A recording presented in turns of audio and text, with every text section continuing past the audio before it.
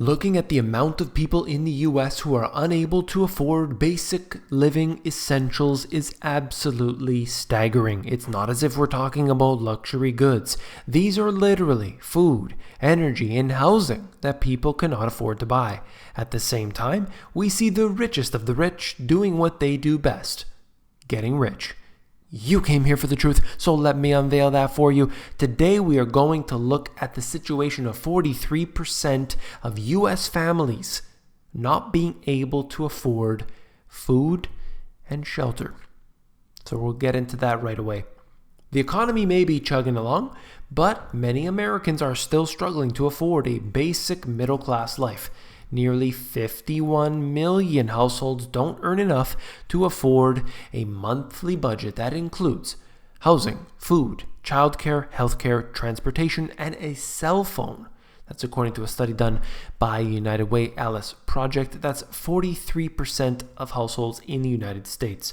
And this really underlines what I have talked about over the years. We can look at particular statistics, and then we can look at the actual real situation, and you get a very different picture.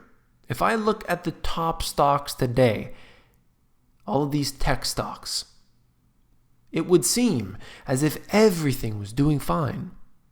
I can look at the unemployment rate, and you would think everything is just fine. And other statistics like inflation really skew the real situation. And so today, we'll cover that. I want to connect that in with many other issues. There are people today that are struggling at a time that we are supposedly entering a state of the longest bull market in history. We are almost there, a few more months. And yet, this figure includes the 16 million households living in poverty, as well as 34.7 million families that they have dubbed ALICE, Assisted Limited Income Constrained Employed. This group makes less than what's needed to survive in the modern economy. 35 million people. That's practically the population of Canada. We're talking about such a large percentage of the people in the United States. 16 million people are literally in poverty.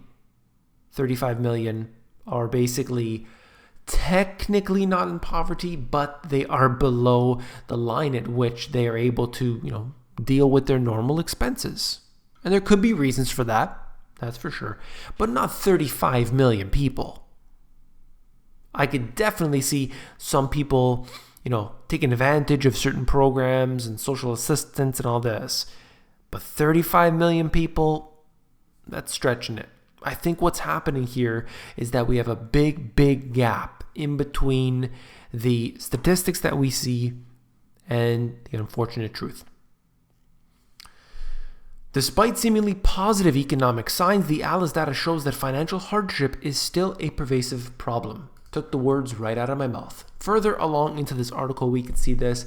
California, New Mexico, and Hawaii have the largest share of struggling families at 49%. North Dakota has the lowest at 32%. Many of these folks are the nation's childcare workers, home health aides, office assistants, store clerks who work low-paying jobs and have little savings. Some 66% of jobs in the U.S. pay less than $20 an hour. It's pretty interesting here. They go down to the county level. They talk more about this. Now, if you're interested in seeing this for yourself, I want you to check it out at their website, unitedwayalice.org. You can go there. You can see the report breaks down by state, and you can go down further in the data and see whatever you need to. Essentially, the point I want to make here is that when I've been bringing this information to you, you see individuals constantly, every video. You'll see them, why are you so negative? Why are you bringing out this information? It's false. It's not true. The economy is doing well. Look at the unemployment rate. Look at this. Look at that. Well, the truth couldn't be more different than what we see when you just focus on certain things. Look at the S&P 500 and where it has gone in 2018, okay? Then you look at particular stocks. Just take out those tech stocks. Then you say, look how well it's doing. All of these tech stocks are doing well, therefore the economy is booming. But that's not the case. You can't do that. You can't just choose one indicator, the US stock market, and even more narrower than that, looking at just tech stocks, just a handful of them, and tell me that everything's okay. We need to look at literally hundreds and hundreds of indicators, and that's what I do for you. I hope you do appreciate it, okay? Let's move on very quickly. So much to cover, okay? As interest rates rise, fewer households refinance their mortgages. Now, I wish I had this article when I did my previous video about this, but here we are. And the refinances that do get done are often very different than those initiated during low rate periods. When rates are low, the primary goal of refinancing is to reduce the monthly payment. But when rates are high, borrowers have no incentive to refinance for rate reasons. Those who still refinance tend to be driven by more their desire to cash out. Home is being used as an ATM, and that's very scary. And it's going on more today than it has since the issues that we experienced a decade ago. Cashing out is shorthand for taking out a new mortgage that's bigger than the remaining balance on the old one and using the money that makes up the difference for discretionary purposes. You want to go on a beautiful vacation. You want to buy a nice car. You want to buy your vacation home. Well, you can do that, and all you have to do is use your home like an ATM. Oh no, nothing will come of that. Nothing wrong could possibly happen. I've been told that, actually. I'm not just joking around. As of the fourth quarter of last year, the share of all refinances that were cash outs rose to the highest since 2008.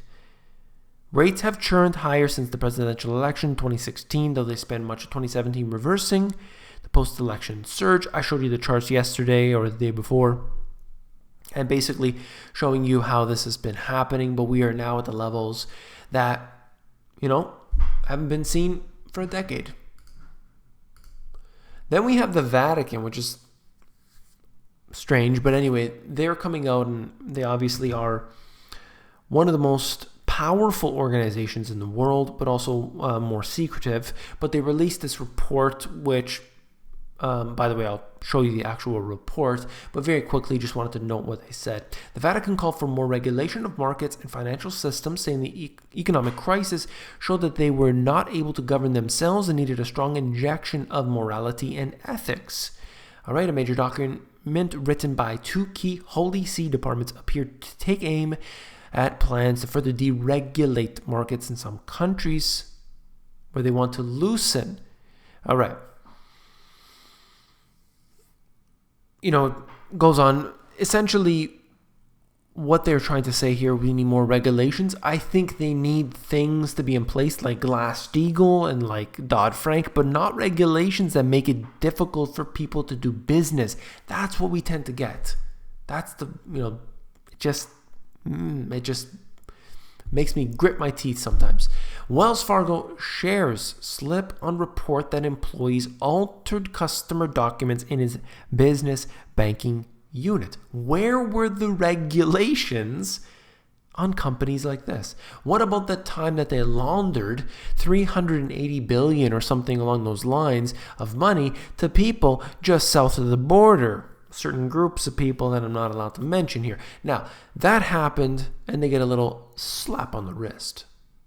That's all that's going to happen. They said, look, nobody's data was harmed. Everything's just fine. We'll just go back to doing our business. It's just happening over and over again. Now, back to the Vatican issue. In a sweeping critique of the global finance released by the Vatican, the Holy See singled out derivatives, including credit default swaps, for particular scorn. They're a ticking time bomb. The Vatican called them an unusual rebuke. Derivatives rarely reach the level of religious doctrine, is And keeping the France's skeptical view of unbridled global capitalism. The market of CDS in the wake of economic crisis of 2007 was imposing enough to represent almost the equivalent of the GDP of the entire world. The spread of such a kind of contract without proper limits has encouraged the growth of finance, of chance, of gambling, and the failure of others, which is unacceptable from any ethical point of view. I think it's incredible to see that they're talking about the unchecked expansion of the derivatives market. This is, sorry, just to refer to, that was Warren Buffett actually who said that. But they're basically making similar points here. It's coming from the wrong people as far as I'm concerned, but at least somebody is pointing to this and a lot of people are paying attention. The credit default swaps are often seen as being responsible for the taking down Greece. And you can see that credit default swaps, as they mentioned here, bigger than the entire world. Now, this here shows us what the power of these financial corporations have. They can literally take down the world should they need to, and of course, they will. All of the central banks around the world are using these crises in order to be able to buy up everything. They want the shares, they want the bonds and the debt, they want to be able to own the corporations, they want the ETFs, and they want everything in between, and they'll get there. This is the actual document. If you're interested, of course, the links will be under sources in the description of this video. Flipping pages here, switching gears. China said to offer $200 billion U.S. trade deficit reduction package. They don't know if this is actually going to happen. This is according to apparently some U.S. officials, but we're going to see. We're going to see what happens here with this. This would obviously help out the markets, so we'll track that. Hong Kong spends $1.2 billion defending the currency overnight. And actually, the de facto central bank has now spent $7.95 billion protecting its currency system. That's how far they are willing to go in order to defend this peg.